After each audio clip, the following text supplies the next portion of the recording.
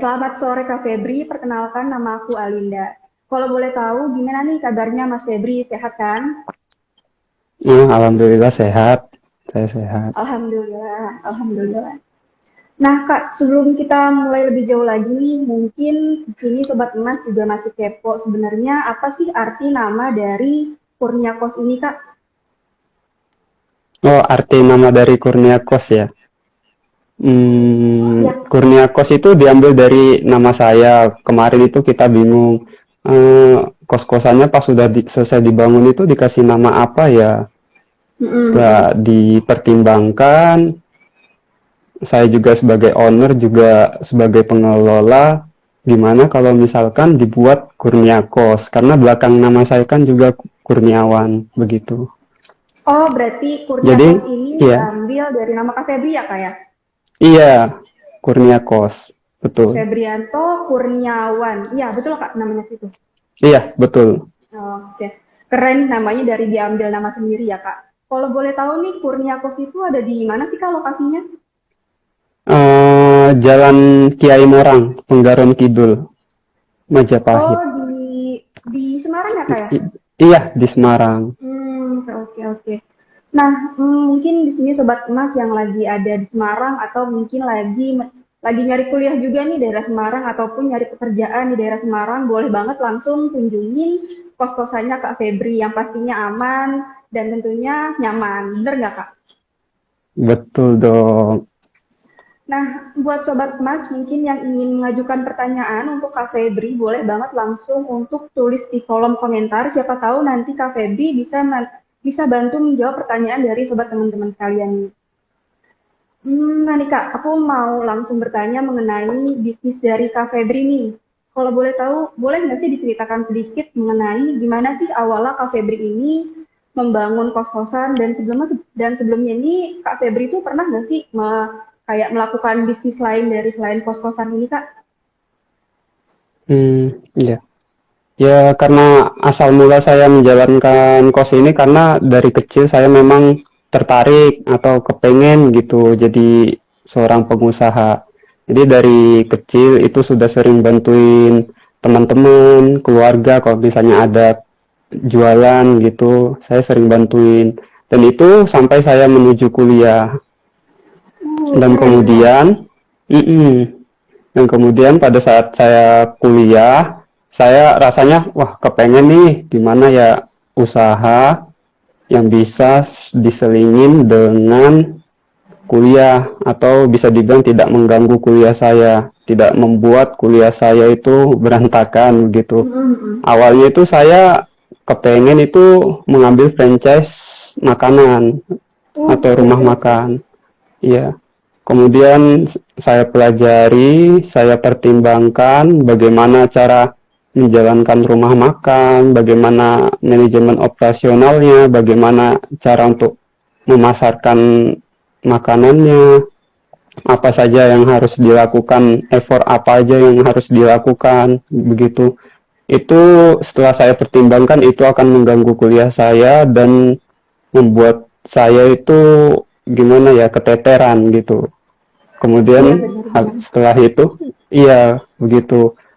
Kemudian saya lirik nih kos-kosan, wah boleh nih kos-kosan. Karena dalam menjalankan kos-kosan itu tidak perlu effort yang sangat tinggi ya, begitu. Dan sangat simpel Hmm, untuk iya, dijalankan. iya, iya. Berbeda dengan masak rumah makan. Kita harus selalu melakukan marketing campaign, Iya. promosi gitu kan, harus selalu mengawasi pesaing. Jika dibandingkan dengan kos-kosan itu tidak seperti itu. Berarti kalau bisa dibilang ini kos-kosan ini lebih mudah untuk diatur ya Kak untuk sehari-hari gitu karena mantaunya itu nggak perlu berlebihan seperti kayak misalkan kita Iya, punya restoran gitu loh Kak. iya, iya betul. Kita tidak perlu memantau setiap hari. Karena kalau restoran kan kita harus memantau bahan baku dari awal sampai ke akhir makanan itu jadi. Jadi kalau misalnya bermasalah di bahan baku akan berdampak ke makanan yang akan disajikan kepada konsumen. Nah, jika itu tidak terus diawasin, maka akan membuat kualitas makanan tersebut itu berkurang gitu. Betul, betul, Dan betul. jika ya Jika menjalankan kos-kosan itu tidak perlu effort seperti itu. Kita hanya perlu datang dalam seminggu itu 2 kali untuk mengecek apakah fasilitasnya tidak terdapat masalah, apakah ada kamar kosong atau ada masalah dalam penghuni begitu. Betul, Pak. Nah, nih Kak, kalau kita berbicara mengenai pandemi ini, kan kemarin Indonesia ini udah apa ya, udah mengalami di mana pandemi ini hadir di Indonesia, sehingga kos-kosan ini adalah menjadi sebuah salah satu yang berdampak akibat ekonomi, akibat pandemi dari COVID-19. Nah, kalau boleh tahu nih dari Kak Febri, ini apa aja sih kesulitan yang dihadapi selama menjalankan usaha kos-kosan ini, Kak? Kesulitannya dalam masa pandemi itu ya, awal pandemi ya berarti ya. Ya. Kesulitan dalam awal pandemi itu paling kita rasakan itu pada tahun 2020. Pada saat COVID di Indonesia itu tinggi-tingginya, kebanyakan kan Kurnia Kos itu kebanyakan penghuninya dari Transmart, dari Central City, dari pabrik pabrik pakaian begitu. Nah, pada saat COVID melanda, kita itu kehilangan penghuni kos-kosan kami. Jadi kebanyakan pekerjanya ada yang diputus hubungan kerja, ada yang dibuat work from home. Jadi otomatis itu penghuni kita itu ya ludes gitu, hampir nggak ada sama sekali. Kos-kosan itu biasanya penuh 42 kamar sebelum pandemi. Dan pada saat awal pandemi 2020 itu kita terkena dampaknya itu sampai yang terisi itu hanya sekitar 10 sampai 15 saja. Waduh. Dikarenakan pemutusan hubungan kerja oleh perusahaan begitu. Berarti dampaknya juga lumayan gede ya Mas, karena ini kan tadi Mas Febri bilang Mas Febri punya 42 pintu.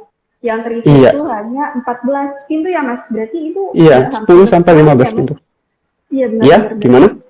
Nggak hampir setengahnya ya Mas, berarti itu ya diisi ya? Tidak hampir, benar-benar kosong karena memang orang juga susah ya, orang juga pengangguran, tidak bisa mendapatkan kerja. Betul sekali. Kalau boleh tahu nih Mas, sebenarnya Kurnia Kos ini tuh dari kapan sih Mas? Kurnia Kos itu selesai dibangun tahun 2017. 2017 sampai tahun 2022 ya Mas, berarti udah 5 tahun ya Mas? Iya, 4,5 tahun lah begitu. Iya sih, keren banget sih, maksudnya Kurnia Kos ini bisa bertahan gitu kan di era pandemi kemarin gitu, yang dimana tuh semua sektor perekonomian di Indonesia itu lagi menurun banget gitu. Tapi itu Kurnia Kos sampai akhir ini juga, sampai detik ini juga tuh masih bisa bertahan gitu, masih bisa survive gitu ya Mas ya? Iya, betul. Berarti kalau untuk Kurnia Kos ini semua penyewanya itu masih pegawai ya Mas? Apa ada mahasiswa juga? Benar, kebanyakan itu 75% penghuni kami itu pegawai. Pegawai dari Mall Transmart sama Mall Central City. Dan sisanya itu terkadang ada anak kampus tapi tidak banyak, paling 1 orang, habis itu sudah pergi gitu. Karena posisi kosan kami itu tidak terletak dekat ya dengan sekolah gitu, perguruan tinggi. Oh iya, berarti kos-kosan Mas Febri ini lebih dekat ke tempat-tempat bekerja ya Mas ya, perusahaan-perusahaan ya? Iya. Iya. Okay. Nah nih Mas, biasanya tuh selain menjanjikan menurut sebagian orang nih, bener nggak sih usaha kos-kosan ini itu adalah usaha yang mudah dijalani Mas? Oh iya, seperti yang saya katakan sebelumnya ya, usaha kos-kosan memang sangat, bukan dibilang sangat mudah ya, mudah jika sudah dilakukan proses yang baik dalam membangunnya dan juga manajemen operasionalnya. Jadi kalau misalnya itu sudah jadi semua, ya sudah. Jadi sudah ada penjaganya, kita tinggal datang, ngecek apakah fasilitasnya itu oke, tidak ada masalah, sudah kita pulang gitu.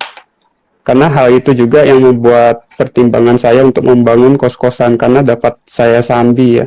Pada saat Iya, kurnia benar. kos selesai dibangun, saya sambi untuk uh, melakukan kuliah. Oke, oke. Iya. Nah nih Mas, biasanya nih para pekerja itu tuh biasanya mencari kos-kosan itu yang mungkin dekat daerah mall atau mungkin dekat daerah pusat perbelanjaan. Nah, menurut Mas nih dari Kak Febri sendiri nih gimana sih cara buat kita menentukan lokasi yang strategis untuk membangun kos-kosan, Mas? Bagaimana cara kita menentukan lokasi Ya. strategis ya? Ya, kita bisa lihat juga apakah kosan kita itu berdekatan dengan mall-mall yang seperti Mbak Alin bilang itu. Mm-mm. Dekatan dengan mall Transmart, berdekatan dengan mall Central City, dan juga pabrik tekstil. Nah, setelah kita lihat, oh ini kayaknya tempatnya ini strategis nih untuk dilakukan pembangunan ini untuk Pembangunan. kos-kosan. Iya, betul. Kita lihat dan kita juga harus ngecek. Biasanya di dekat daerah daerah misalnya mall gitu terdapat kos-kosan juga. Kita Oh iya, juga iya harus benar. mengecek. Iya, kita harus datang pura-pura ngecek kosannya. Misalnya tanya, Pak, ini kos-kosannya ada kamar kosong nggak ya Pak? Oh maaf Mas, penuh. Nah, dari situ kita bisa lihat, oh ini eh, jika dilihat menjanjikan ini jika kedepannya dibangun kos-kosan.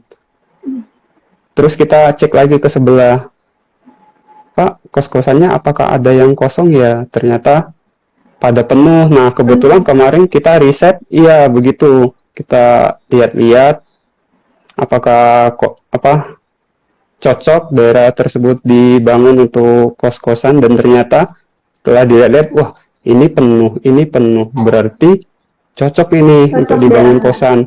Iya, kita harus lihat sekitar juga bagaimana kos-kosan yang di sekitar perusahaan atau mall tersebut itu penuh atau tidak, dan juga kita harus memperhatikan fasilitasnya juga seperti apa. Iya Jika benar sudah Mas. dilihat seperti itu, bisa disimpulkan, oh ini cocok dibangun kosan di Kos-kosan ya sini, Mas. karena di sekitarnya itu sering penuh dan orang sering mencari. Jadi walaupun misalnya kos-kosan kita biasa-biasa saja, tetapi orang butuh banget, orang pun bakalan datang untuk, Bakal datang. Benar iya, banget. bakalan datang untuk melihat kosan itu, untuk masuk. Masuk.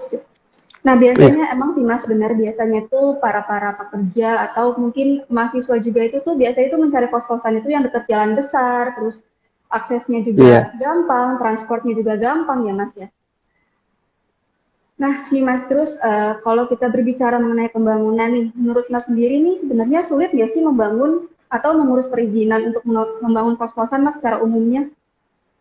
Oh, iya, secara umumnya ya, untuk Ya. perizinan kos-kosan itu dapat dikatakan tidak sulit.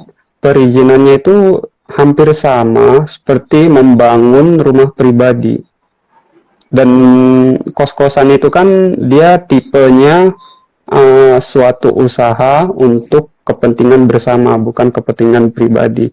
Jika suatu usaha itu untuk kepentingan bersama, biasanya dalam perizinan itu lebih cepat dan lebih mudah karena digunakan untuk kepentingan bersama. Benar-benar. Iya, syarat-syaratnya ya biasanya permohonan izin, bukti kepemilikan tanah, surat pernyataan mematuhi peraturan, pembayaran PBB tahun lalu, dan juga form permohonan izin. Namun, namun ada yang saya dapatkan baru-baru ini, ternyata untuk mendirikan kos-kosan diatur dalam peraturan daerah nomor 4 tahun 2018. Jika kita misalkan membangun kos-kosan melebihi 10 kamar, maka akan dihitung dengan perizinan sama dengan membuat hotel. Oh, iya, iya, Seperti benar-benar. itu. Jadi kita itu harus memperhatikan itu ya peraturan daerah masing-masing. Peraturan. Jika di Iya, Semarang, Mas. Benar. iya, jika di Semarang saya lihat seperti itu. Pada zaman saya itu tidak ada, jadi harus diperhatikan baik-baik untuk perizinan seperti itu. Kalau boleh tahu nih Mas, Mas ini mengurus perizinan lama nggak sih Mas? Perizinan itu waktu penyelesaiannya kurang lebih 1 bulan. 1 bulan Dan berarti. biasanya, iya, dan biasanya itu Oke. enggak sampai 1 bulan. Setelah kita dapat izin, nanti ada orang dari Pemkot datang memberikan sertifikasi layak penggunaan. Jika sudah Hmm, diberikan itu, kosan yang akan dibangun itu atau yang sudah jadi, dia akan layak untuk digunakan atau digunakan. bisa dibilang bukan bangunan ilegal begitu. Oke, oke. Nah nih Mas, kalau dari segi fasilitas nih, fasilitas apa aja sih yang diberikan oleh The Kurnia Kos gini? Apa mungkin nanti penyewa baru nih datang membawa barang-barang pribadi gitu seperti pakaian dan lain-lain, atau justru kamar tersebut masih kosong nih Mas? Begitu. Di Kurnia Kos ini kita sudah menyediakan fasilitas yang bisa dikatakan cukup lengkap ya. Karena kebanyakan itu target konsumen kami itu adalah orang dari luar kota. Dan orang dari luar kota itu tidak sempat, yang keluar kota untuk bekerja tidak bakalan sempat membawa kasur lah, membawa Iya, bantal lah, membawa perabotan lah. Biasanya mereka hanya membawa pakaian dan alat pakaian. kerja. Nah, iya.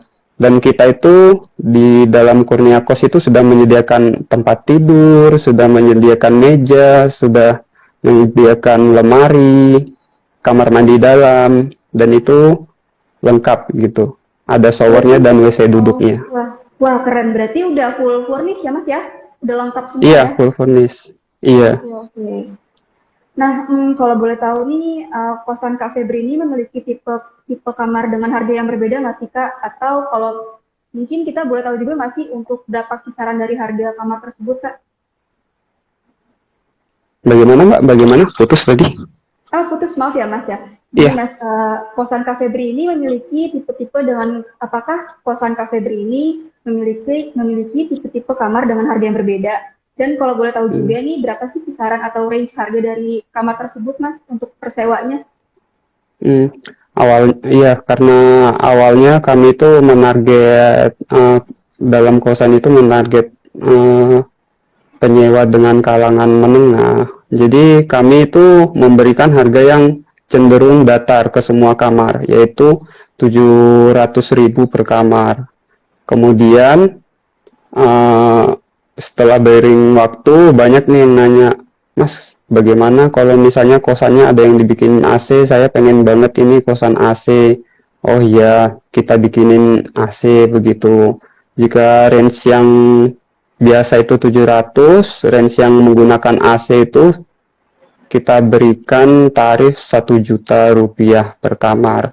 Dan itu ada 10 kamar sekarang kita sediakan begitu. Kalau untuk luas kamar tuh berapa sih Mas kalau boleh tahu Mas? Luas kamar kita memiliki luas kamar 4 kali 4 meter. Dan Berarti, ada oke, iya, oke. dan ada 4 kamar dengan luas 5 kali 4 meter juga. Berarti cukup luas ya Mas, itu bahkan bisa dibilang luas banget sih untuk kos-kosan ya Mas. Iya, iya, itulah sebagai daya tarik kami juga karena kebanyakan itu kos-kosan di sekitar itu luas ruangannya cuma 3 kali 3 Oh biasanya iya, paling benar, luas. iya benar-benar. Iya, itulah yang menjadi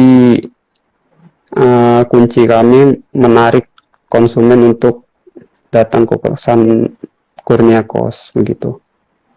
Nah, kalau menurut Kak Febri sendiri nih, sebenarnya lokasi yang strategis ini nih berpengaruh nggak sih sama harga sewa, Mas?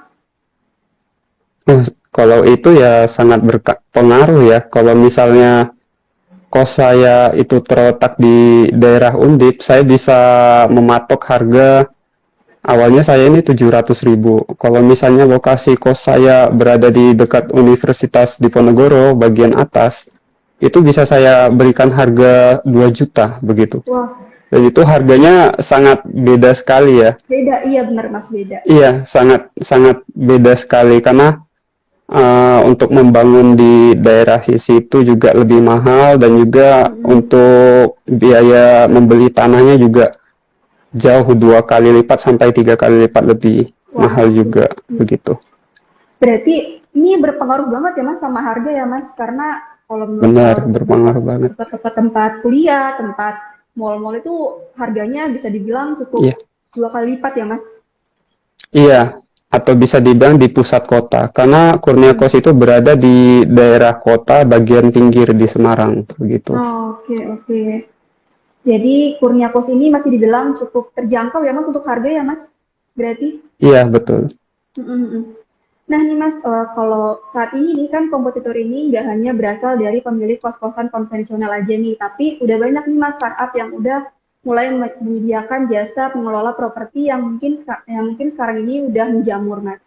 Nah dari Mas Febri ini nih strategi apa sih yang Mas Febri lakuin untuk menarik minat penyewa nih Mas?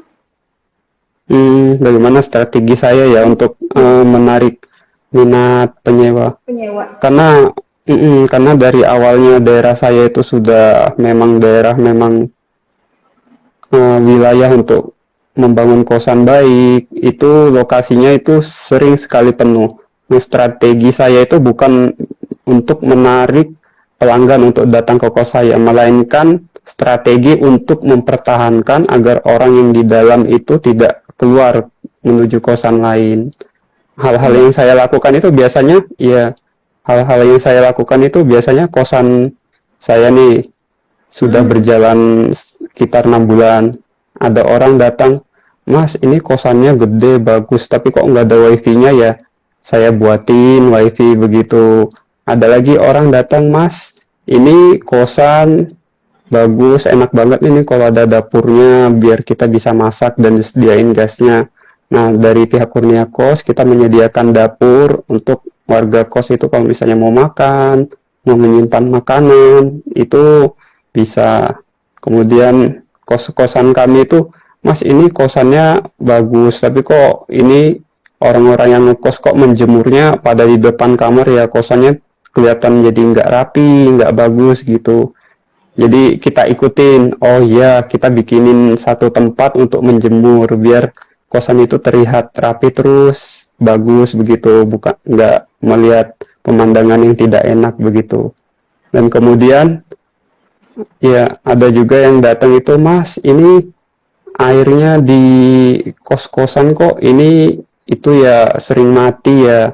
Setelah Mm-mm. itu mendengar saran itu kita membuat sumur bor ya agar air air tersebut dapat jalan lancar gitu, tidak macet-macet lagi. Kemudian ada lagi datang, Mas, ini parkiran motornya kena panas, masa nggak bisa dibikinin genteng gitu atau tempat khusus gitu. Nah, setelah itu kita bikinin lagi gitu. Jadi strategi saya itu berusaha untuk mempertahankan orang yang sudah ada di dalam kosan saya, bukan untuk lebih menarik orang yang lain gitu. Oke, berarti dari Mas Febri ini sebagai pemilik kosan Kurniako sih udah keren banget Mas, yang dimana Mas Febri ini tuh bisa bisa menerima saran-saran dari penyewa-penyewa lain ya Mas ya untuk memberikan rasa aman dan juga rasa nyaman. Iya. Nah, nih Mas, kalau boleh tahu nih yang kalau kita berbicara mengenai bisnis itu tuh pasti ada namanya keuntungan maupun kerugian. Mas Febri ini pernah nggak sih mengalami kerugian selama menjalankan usaha Kurnia Kos dan gimana cara Kak Febri ini untuk bisa bangkit dari kerugian tersebut, Mas? Kalau untuk kerugian itu yang paling saya rasakan itu pada saat awal pandemi ya tahun 2020. Nah, otomatis jika saya memiliki 42 kamar dan yang terisi cuma 10 atau 15 kan itu mengalami kerugian yang sangat Mm-mm. banyak ya, bisa dikatakan Iya sangat sih. banyak. Dan pada saat pandemi itu benar-benar tidak ada hal lain lagi yang dapat saya lakukan. Ya tugas kita ya bertahan selama pandemi tersebut, selama masa banyak kamar yang kosong, kita perbaiki fasilitas, ada kamar yang jelek atau kamar yang catnya sudah mengelupas, kita percantik kosan kita begitu. Jadi pada saat dunia kerja sudah menerima pegawai lagi, mal-mal sudah menerima pekerja lagi, orang sudah tidak bekerja di rumah lagi, bekerja di tempat kerja dan membutuhkan kos lagi, mereka lebih tertarik untuk datang ke Kurnia Kos karena Kurnia Kos itu sudah ibaratnya dibenahi lebih baik lagi, dilakukan renovasi selama Renovasi. iya, dilakukan renovasi selama pandemi itu ada. Jadi pada saat kamar kosong dilakukan renovasi begitu. Bener nih Mas, berarti Kurnia Kos ini dibilang mampu untuk survive ya Mas di era pandemi kemarin Mas, karena di era pandemi kemarin tuh emang sangat parah sih Mas untuk dari sektor perekonomian, baik itu dari kos-kosan maupun untuk kayak pusat perbelanjaan juga menurun, lumayan menurun gitu kan. Nah nih Mas, kalau seperti yang tadi udah kita bahas nih Mas, untuk membangun sebuah kos-kosan ini kan itu nggak mudah juga, itu juga nggak murah juga, maupun dari permodalannya nih Mas. Nah, menurut Kak Febri sendiri nih solusi apa sih yang tepat untuk digunakan yang dimana untuk mulai usaha kos-kosan ini, namun mungkin dia tuh kendalanya masih belum cukup gitu Mas. Siapa tahu di antara sobat Mas ini ada yang mau menjalankan usahanya seperti Mas Febri. Oh, berarti bagaimana cara untuk membangun usaha kos-kosan tetapi mengalami keterbatasan Kendala dana ya? permodalan. Nah, ya betul Mas. Iya, mengalami kendala dalam permodalan. Kalau itu ya memang usaha paling pertama ya dalam seorang pengusaha ya untuk menjalankan usahanya, membangun usahanya. Jadi kalau misalnya kita mengalami keterbatasan modal, kita dapat melihat atau membuat proposal yang sangat baik, rancangan proposal yang sangat baik, kemudian itu kita bisa tawarkan ke uh, orang yang tertarik. Misalnya kita tawarkan kosan kita itu misalkan dekat dengan rumah sakit. Kita bisa menawarkan nih ke rumah sakit, mau nggak melakukan investasi ini, kita berikan proposal yang udah dirancang dengan baik, permodalannya bagaimana, tanahnya berapa, kamar yang akan dibangun itu berapa kamar, kosan yang akan dibangun berapa kamar. Nah, kita ajukan nih ke rumah sakit tersebut apakah tertarik untuk melakukan investasi. Yang menurut saya itu pertama untuk menarik investor. Kedua, kita bisa join ya dengan misalnya saya nih punya teman, kamu tertarik nggak untuk melakukan atau membangun kos-kosan? Nah, kita itu bisa join dengan teman-teman kita, teman-teman yang memiliki kepentingan yang sama, ingin membuat kos-kosan, ayo kita join, lumayan nih udah ada 6 orang, kita bagi, satu orang itu kita bagi 100 juta misalnya begitu. Dan kemudian cara yang terakhir itu, yang ketiga menurut saya itu melakukan pinjaman di bank. Nah, cara terakhir ini menurut saya itu tidak saya anjurkan karena misalnya kita dalam membangun kos-kosan kita memerlukan dana sekitar misalkan katakanlah 1 M. Nah, dalam hal itu kita harus memiliki jaminan untuk bank yang senilai 1 M juga begitu. Benar, Karena Mas. Benar. iya, karena jaminan itu, hal tersebut itu tidak dapat diakses bagi kebanyakan orang ya untuk jaminan tersebut. Iya. Makanya option ketiga itu tidak saya sarankan. Biasanya seperti itu, Mbak. Nah, tadi nih udah nih teman-teman gimana cara Mas Febri ngatasin kesulitan, terus gimana juga Mas Febri ini udah menjelaskan gimana kalau kita misalkan ada hambatan permodalan gitu kan.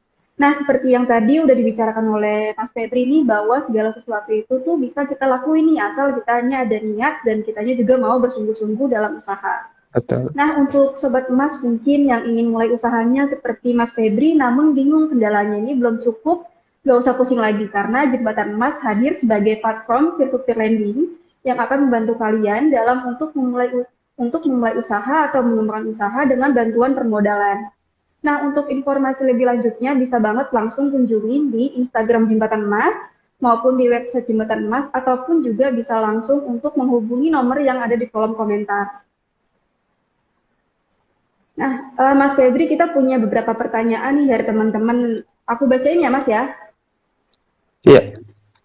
Yang pertama ini ada dari @respatioga. Pertanyaannya itu adalah, kos terbaik di Semarang ini punya Kak Febri udah murah, good view juga sama keamanannya luar biasa nih. Keren nih dari Mas Respati Yoga. Nah, untuk pertanyaan kedua nih Mas, ada dari Dery Amar S, yaitu pertanyaannya, wah bagus banget nih, saya jadi mau buat kos-kosan. Lalu ada pertanyaan ketiga yaitu dari @df Kalahari, yaitu pertanyaannya, Mas, suka duka usaha kos-kosan itu apa aja ya Mas? Boleh langsung jawab Mas? Oh, suka duka dalam membangun kos-kosan itu ya. Ya. Saya jawab dulu ya. Boleh. Suka duka, ya, suka dukanya itu ya terutama itu pada pelanggaran yang dilakukan oleh penghuni kos itu sendiri. Biasanya itu kita itu mengalami kerugian yang cukup banyak ya. Makanya dari itu biasanya kita pada saat usaha kos itu jadi, kita itu membuat aturan-aturan seperti dilarang merusak properti di dalam kos-kosan, dilarang untuk membawa minuman keras, dilarang untuk berjudi, dilarang membawa narkotika dan obat-obatan terlarang, dilarang membuat kecurangan seperti itu. Dan biasanya itu pada kos-kosan saya pada saat awal dibangun itu sistem pelistrikannya itu masih sentral. Katakan sentral itu berarti listriknya itu semua saya tanggung. Jadi penghuni cuma membayar sekitar katakanlah 750 atau 800.000. Nah, biasanya di situ terdapat kecurangan, misalnya, oh iya, saya cuma pakai kipas angin gitu. Ternyata setelah dicek dia juga pakai rice cooker, pakai water heater, pakai dispenser. Waduh, itu sangat kerugian yang sangat banyak sekali ya.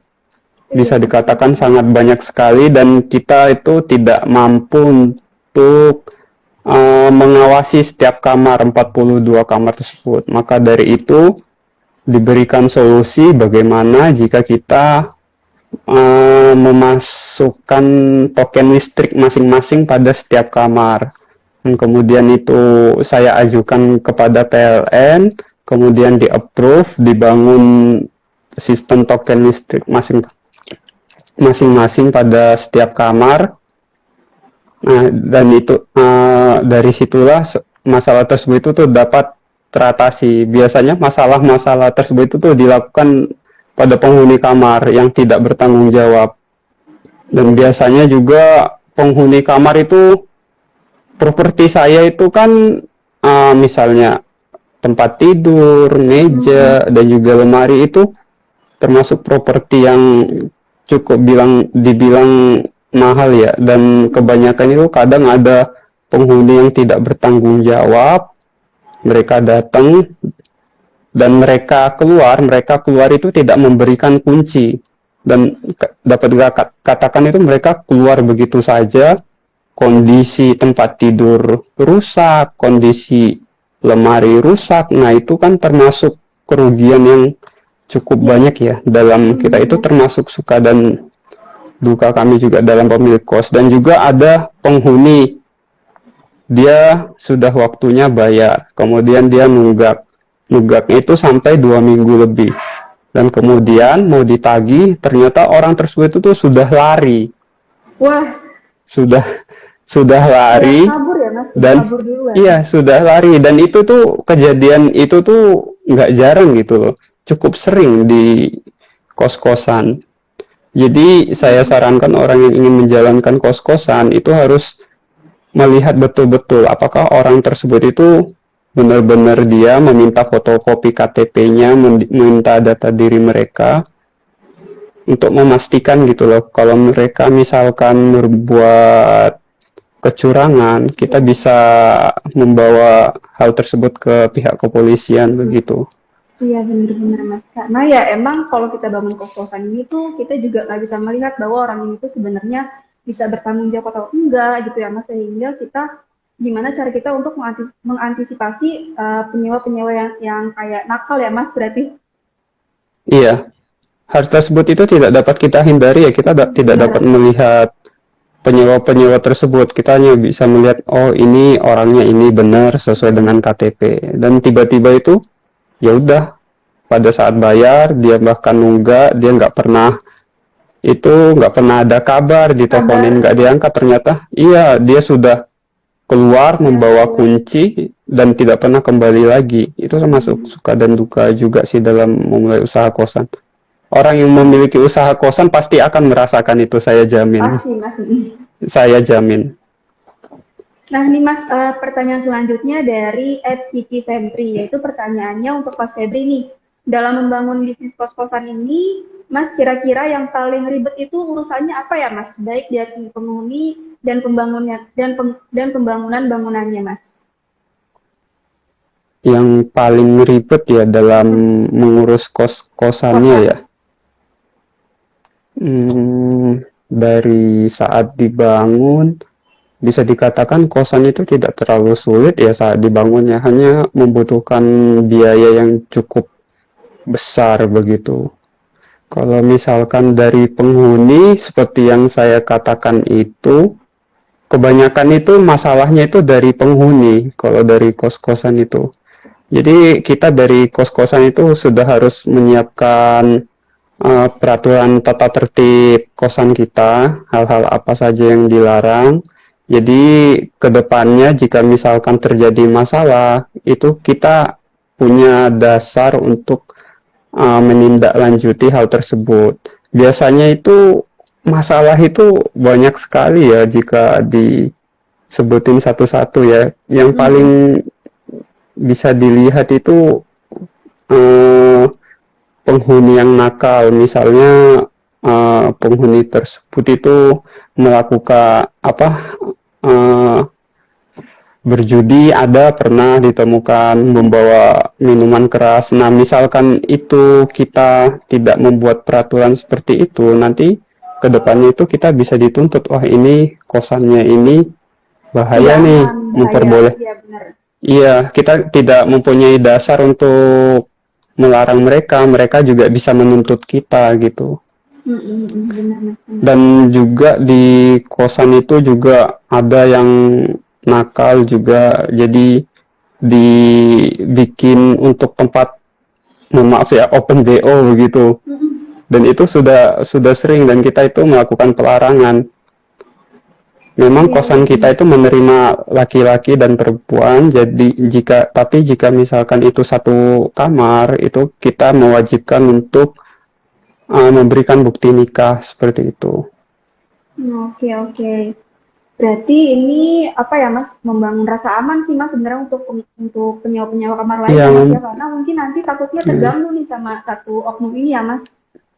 iya, itu itu biasa sih, juga ada warga kos juga yang sukanya ribut gitu, teriak-teriak Iya, gitu. Itu iya biasa benar. membuat penghuni tidak nyaman. Kadang ada juga penghuni kos itu dia katanya juga ngekos satu orang, tapi kok setiap hari kok 3 orang yang masuk kamarnya dia. Wah ini bahaya nih, harus diberikan charge lebih biasanya.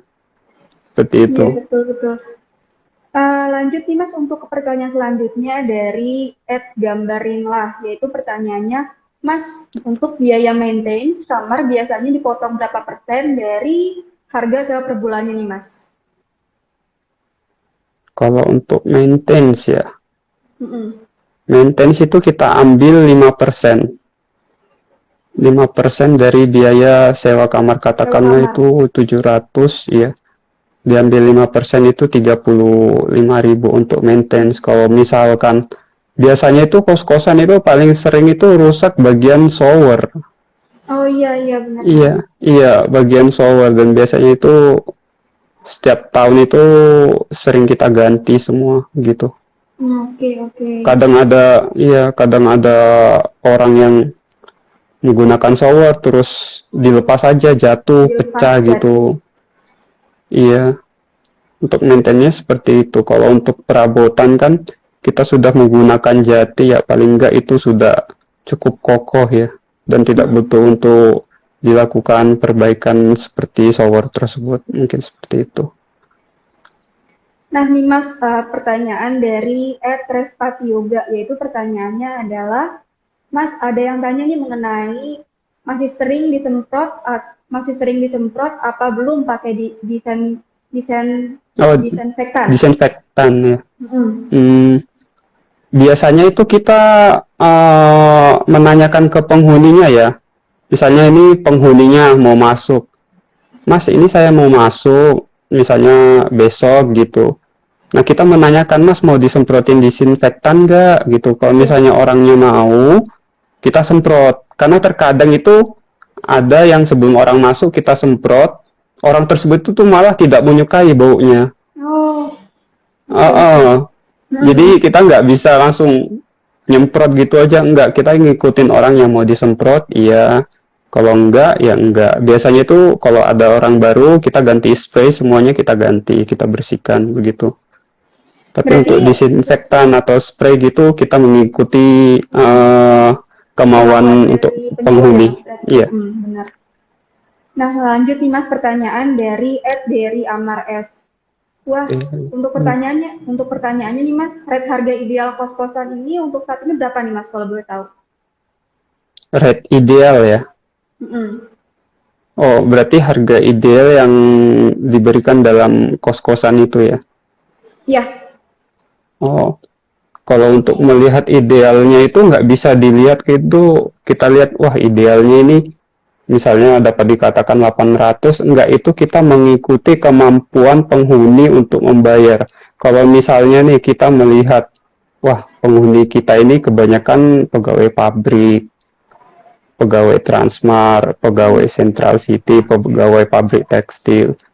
Nah, mereka kan gajinya dapat dikatakan UMR. Jadi kita tidak bisa memberikan, walaupun fasilitas kita bagus, kita nggak bisa nih memberikan, wah saya kasih harga 800 deh gitu. Tidak bisa, kita juga harus lihat harga pasaran di sekitar situ itu berapa. Misalkan harga sekitar itu 650. Kalau di tempat saya kan harga pasarannya 650. Kita cek sebelah, sebelah, kebanyakan 650. Kalau misalnya kita lebihkan, itu kemampuan orang untuk membayar itu akan sulit. Mereka itu tidak akan mampu membayar biasanya. Jadi harga ideal itu harus kita lihat dari harga rata-rata kosan yang ada di situ dan kemampuan penghuni atau target pasar kita untuk membeli. Kalau saya itu sudah dipertimbangkan dengan harga 700.000 begitu. Nah, itu Oke. adalah harga yang dapat dibayar oleh masyarakat daerah situ. Dan kita juga menawarkan AC bagi yang mampu membayar seperti itu. Oke. Kayaknya nih Mas Dery ini tertarik nih untuk membangun kos-kosan karena udah mendengar ceritanya dari Mas Mas Febri nih. Nah, Kalau oh iya, ya Mas, tarik ya. Iya, ya silahkan kayak Mbak. teman kayak teman-teman sobat Mas banyak nih Mas yang tertarik untuk membangun kos-kosan nih kayak Mas Febri nih keren kan gitu kan bangun kos-kosan punya 42 pintu gitu Mas. Nah, Iya, ternyata sobat Mas ini tuh semuanya itu begitu antusias ya dalam ingin mengetahui bisnis kos-kosan. Oke, baik. Kalau boleh aku simpulkan bahwa pembicaraan kita hari ini itu berawal dari ketertarikan sejak kecil untuk menjadi seorang pengusaha, betul. kemudian saat beranjak dewasa ini terpikir untuk memulai usaha sambil menjalankan kuliah. Akhirnya mencoba mempelajari berbagai usaha yang pas dan bisa disesuaikan dengan pendidikan, akhirnya memilih usaha kos-kosan.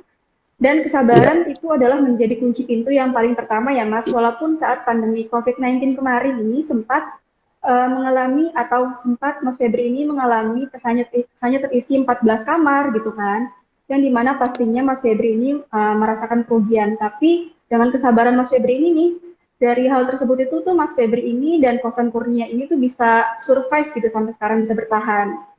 Nah, teman-teman, semoga pembicaraan kita hari ini mengenai di balik usaha selalu ada untung, dapat menginspirasi kita semua untuk tetap bersemangat dalam menjalankan usaha. Dan yang untuk dan terus untuk berusaha dalam agar usahanya ini semakin berkembang dan semakin maju lagi. Nah, oke, Mas Febri, terima kasih banyak nih untuk meluangkan waktunya untuk sharing mengenai bisnis kos-kosan yang sedang dijalani. Semoga kedepannya ini Kurnia Kos ini milik Kak Febri bisa semakin maju dan bisa semakin berkembang serta dapat menginspirasi Sobat Emas untuk memulai usahanya nanti nih Mas. Nah, iya. gak lupa juga aku berterima kasih pada Sobat Emas yang sudah setia mendengarkan podcast Mas dari awal acara hingga akhir acara. Jangan bosan-bosan untuk dengar suaraku dan untuk bertemu dengan aku lagi. Aku Alinda, pamit undur diri. Mohon maaf apabila ada kekurangan dan kesalahan kata selama acara ini berlangsung. Sampai jumpa di podcast Mas selanjutnya. See you. Terima kasih Mas Febri. Dadah.